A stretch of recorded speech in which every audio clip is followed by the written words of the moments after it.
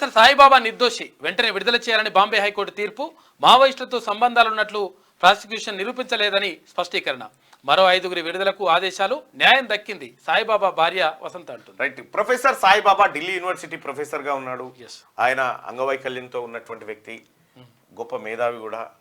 అయితే నరేంద్ర మోడీ ప్రధానమంత్రి అయినటువంటి కొత్తలోనే వీళ్ళందరిపైన కేసులు పెట్టి చాలా మంది పైన ఉపా కేసులు వేసి మొత్తం లోపలేసిన రావు లాంటి వాళ్ళని చాలా మందిని వేసినారు. అయితే 10 సంవత్సరాల పాటు జైల్లో నరకం అనుభవించిన తర్వాత ఈయన నిర్దోషి అని తేలింది.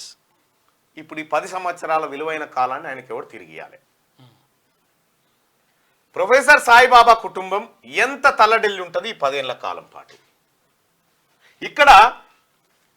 ఇక్కడ గమ్మత్ ఏంటంటే డీజీపీగా మహేందర్ రెడ్డి గారు ఉన్నప్పుడు తెలంగాణ రాష్ట్రంలో మావోయిస్టులే లేరు, అసలు మావోయిస్టులు కనుమరుగైపోతా ఉన్నారని చెప్పి. కనుమరుగైపోయిన మావోయిస్టులకు ఈయన సానుభూతి పరుడు ఎట్లయితాడు? ఇంకా రెండో అంశం, ఇక్కడ మావోయిస్టులతో సంబంధాలు ఉన్నట్టు ప్రాసిక్యూషన్ నిరూపించలేదని స్పష్టీకరణ చేసింది బాంబే హైకోర్టు.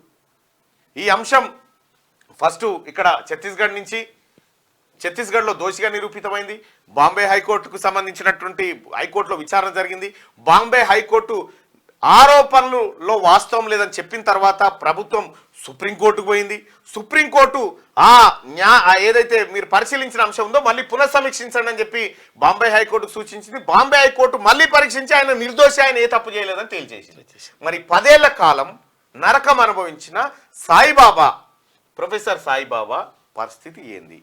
ఈ దేశంలో ఒక మేధావిని 10 ఏళ్ల పాటు జైల్లో బంధించినట్టే కదా. వట్టిగానే ఒక ఆరోపణ చేసి కథం లోపల బారేసి అయిపోయా. ఇట్లా చాలా మంది మగ్గుతా ఉన్నారు. ఇక మరో 5గురు విడుదలకు ఆదేశాలు. న్యాయం దక్కిందని చెప్పి సాయిబాబా భార్య వసంత సంతోషం వ్యక్తం చేసింది. ఇగో ఇది జరిగిన పరిణామం. గౌరవ నరేంద్ర మోడీ గారు వచ్చి అవినీతిపరుడైన కేసీఆర్ను లోపల పెట్టమంటే ఇగో ఆధారాలు లేని వ్యక్తులను తీసుకుపోయి లౌకికవాదులను తీసుకుపోయి లోపటేసారు.